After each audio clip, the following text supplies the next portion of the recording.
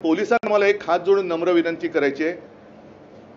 मी स्वतः मुख्यमंत्री होतो आणि प्रत्येक वेळेला जेव्हा जेव्हा पोलिसांवरती आरोप झाले तेव्हा मी खंबीरपणाने माझ्या महाराष्ट्र पोलिसांच्या मागे उभा राहिलो होतो। याचं कारण पोलीस हे त्यांना जर का आपण मोकळा हात दिला, त्यांचं काम करायला मोकळा हात दिला तर अप्रतिम काम करतात। आता सुद्धा त्यांना जर का मोकळा हात दिला तर ते हे सगळे गुंड आहेत ते 24 तासाच्या आत तुरुंगात टाकू शकतील आणि गुंडांवरती एक जरब पोलिसांची पाहिजे, कायद्याची पाहिजे, ते ती बसवू शकतात। मात्र जर सरकारच गुंडांच्या मागे राहिलं उभं, पोलिसांच्या मागे उभं राहायच्या ऐवजी, तर हे खून खराबे हे असेच वाढत जाणार आहेत। आणि म्हणून मला असं वाटतं आम्ही राज्यपालांकडे जात नाही, कारण राज्यपालांकडनं आम्हाला कोणतीही अपेक्षा नाही। मुळामध्ये राज्यपाल पद यापुढे ठेवावं की न ठेवावं हाच आता प्रश्न निर्माण झालेला आहे। आणि त्याच्यासाठी जसं आम्ही गेल्या महिन्यामध्ये जो एक जनता न्यायालय हा एक प्रकार केला आणि सगळं जे काय थोतांड होतं हे जनतेसमोर आणलं, तसंच आम्ही तुमच्या माध्यमातून या सरकारची बरखास्तीची मागणी करत आहोत।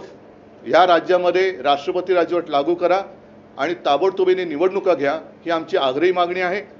सर्वोच्च न्यायालयाला सुद्धा माझी जाहीर विनंती आहे की तुम्हीच एक आता शेवटच्या आशेचे किरण राहिलेले आहात।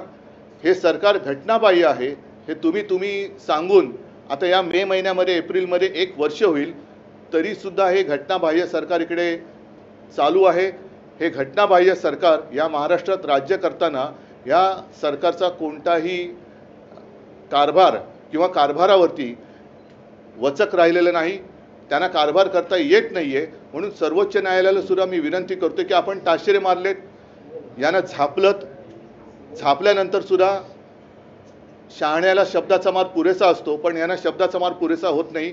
तर न्यायालय हे न्यायालय राहिलं पाहिजे, त्याचं झापालय होता कामा नये। म्हणजे नुसतं झापलं आणि सोडून दिलं असं होणार नाही, कारण यांना आता ते शब्दाच्या माराच्या पलीकडे गेलेत। कृपा करा, आपण एक शेवटची आशा आहात, आम्हाला लवकरात लवकर या आमच्या बाबतीत निकाल द्या, जनतेला आणि लोकशाहीला वाचवा, न्याय द्या। मी सर्वोच्च न्यायालयाला सुद्धा हात जोडून विनंती करतो आहे। मला खात्री आहे की माझं जे काही एक तळमळ आहे ती सर्वोच्च न्यायालय आपल्या माध्यमातून पाहिल आणि लवकरात लवकर आम्हाला न्याय देईल आणि या देशातली लोकशाही वाचवेल।